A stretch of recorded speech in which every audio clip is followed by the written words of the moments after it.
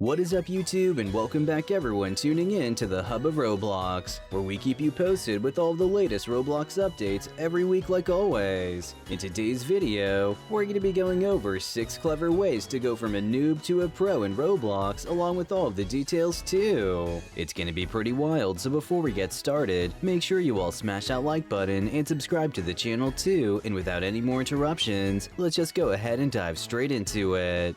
For those that don't know what a noob exactly is, allow me to explain. A noob can be a person in any kind of activity where the person may not be as experienced as everyone else, or they're simply just bad. Either way, being called a noob has always come off as an insult, even when it is technically true in a lot of cases, since everyone starts out as a noob in whatever they love doing, even the professionals and legends as well. A perfect way of slowly making your way to becoming a pro, especially if you aren't very skilled, is to simply avoid doing things that noobs do instead. This way, you can build and learn new skills at a steady pace, while also not making any of the rookie mistakes as long as you remain determined. So kicking this list off at number 6, the first thing you want to avoid doing to start looking like a pro is to not use default skins on your avatar. Players who have the default Roblox avatar are usually big noobs. I mean, if they don't want to spend money on Robux to buy clothes, why don't they get some free stuff? There are so many free clothes in Roblox. It's just such a noob thing to do to use a default skin, so just be sure to avoid them at all costs if possible.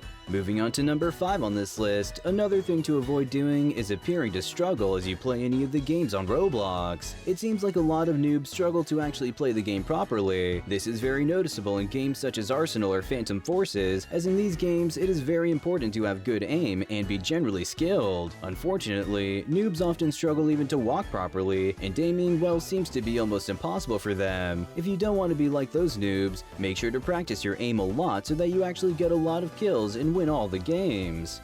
Up next for our number 4 spot, another thing that pros definitely don't do on Roblox is call their players any kinds of names. Having good sportsmanship is really important, and resorting to calling other people names is so immature and unprofessional. Many people think that if someone makes fun of someone else in an online game, that means they're super good. Well, in reality, in most cases the people that talk the most are those who play the worst. Noobs seem to have a tendency to call everyone around noob and bad while they don't even have a single kill. They seem to have a really high ego, don't you think? For a number 3 spot on this list, another thing to avoid doing that makes you seem more like a noob is not brag about anything at all, even if you actually are really good at a game. Usually the people who brag about their incredible skills are those who are pretty bad at the game. Doesn't that sound funny? Like usually the said person will say something along the lines of, "Oh my god, I'm so good," at the start of the match and then play pretty bad. That's what noobs do. They try to convince other players that they're good, although they're pretty bad at the game. So remember, never brag about your skills. That's what noobs do, not pro players.